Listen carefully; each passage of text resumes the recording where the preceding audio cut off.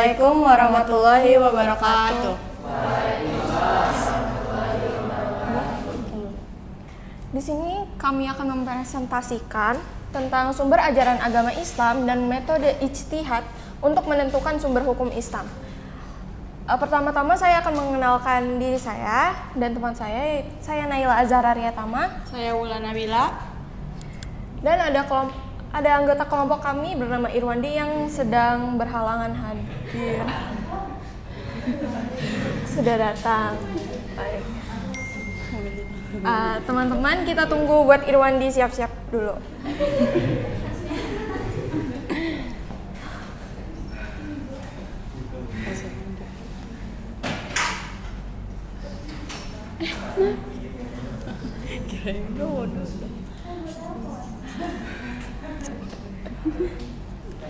Napas dulu.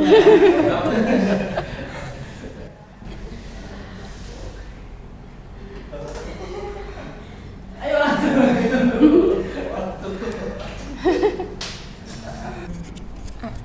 Perkenalkan, nama saya Irwandi Rahmawan dari kelompok 6. Ini yang pertama saya akan menjelaskan tentang sumber ajaran agama Islam. Ada 3, yaitu Al-Quran, hadis, dan ijtihad. Saya akan menjelaskan yang pertama, yaitu Al-Quran. Al-Quran artinya bacaan, Qur'ah, yakro, Quranan, sebagaimana firman Allah dalam Quran surat 75 ayat 17-18, yaitu sesungguhnya atas tanggungan kamilah mengumpulkan dan membacanya. Jika kami telah selesai membacakannya, maka ikutilah bacaan itu. Al-Quran itu kumpulan wahyu atau firman Allah yang disampaikan kepada Nabi Muhammad SAW, berisi ajaran tentang keimanan, peribadahan, dan budi pekerti. Yang kedua ada hadis. Hadis disebut juga as-sunnah. Sunnah secara bahasa berarti adat istiadat atau kebiasaan. Sunnah adalah segala perkataan, perbuatan, dan penetapan atau persetujuan serta kebiasaan Nabi Muhammad SAW. Penempatan adalah persetujuan atau diamnya Nabi SAW terdapat perkataan dan perilaku sahabat. Ini ada 3 peranan al-hadis sebagai sumber agama dan ajaran Islam. Yang pertama yaitu menegaskan lebih lanjut ketentuan yang terdapat dalam Al-Quran. Yang kedua sebagai penjelasan isi Al-Quran. Dan yang ketiga menambahkan atau mengembangkan sesuatu yang tidak ada atau sama-sama ketentuan di dalam Al-Quran.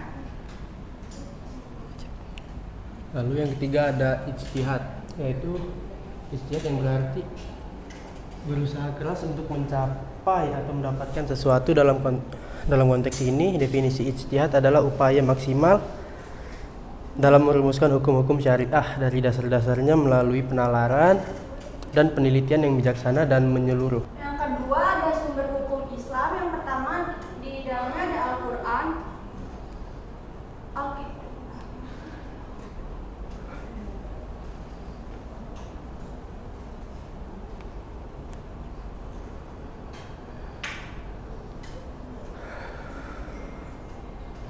Yang pertama ada hukum akidah atau i'tiqadiyah, yang kedua ada hukum akhlak atau khuluqiyah, yang ketiga ada hukum syariat atau syariah. Hukum syariat dalam Islam dibagi menjadi 6, yaitu sebagai berikut. Ada hukum ibadah, hukum muamalah, hukum perkawinan, hukum waris, hukum pidana, dan hukum politik. Lalu kedua ada sumber hukum Islam menurut hadis. Aturan terhadap penggunaan suatu hadis untuk diterima atau tidak bisa dipergunakan sebagai dalil.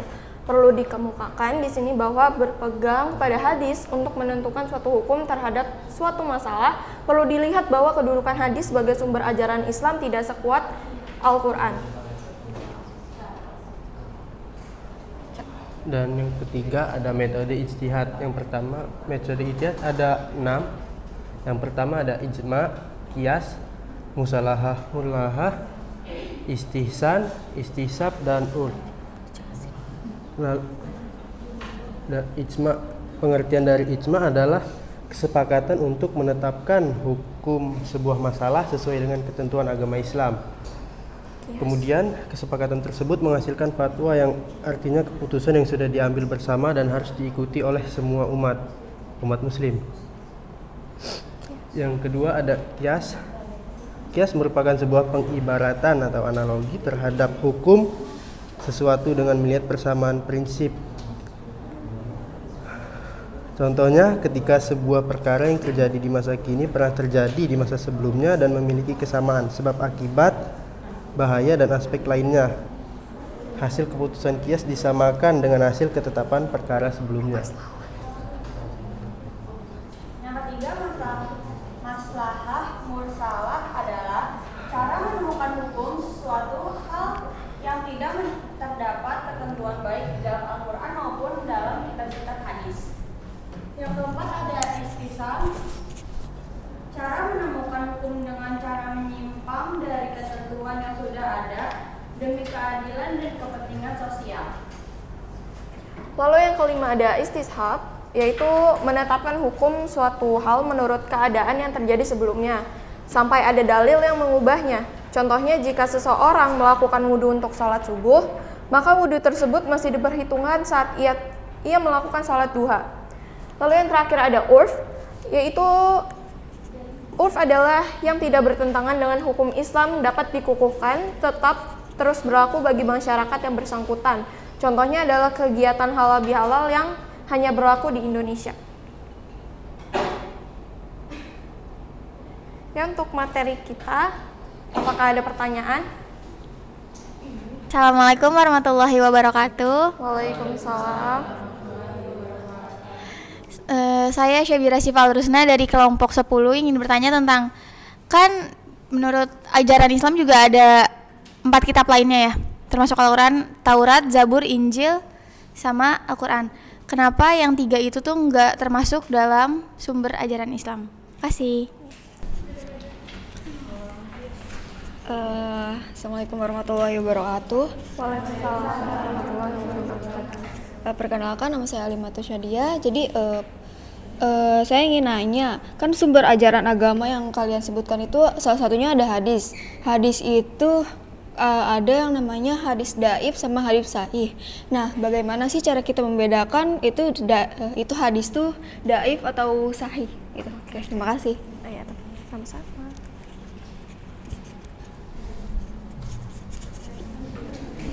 Hadis apa namanya? Hadis daif dan sahih. 3 kitab lainnya tidak termasuk ke dalam sumber hukum Islam. Emang Injil, Taurat, dan Zabur itu kan dianggap kitab-kitab suci dalam Islam. Tapi buat Al-Quran sebagai wahyu-wahyu sebelumnya.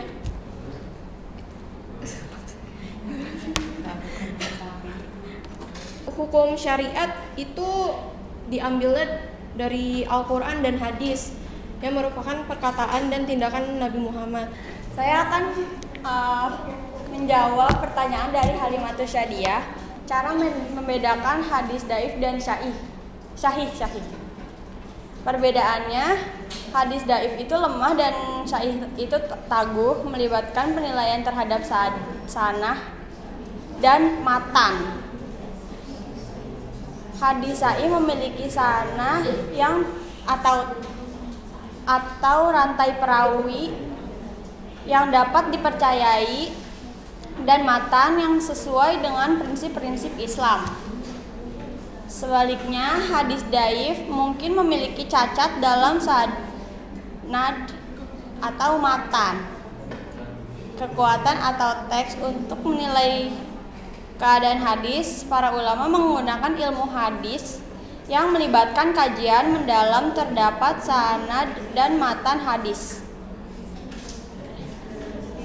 Makasih.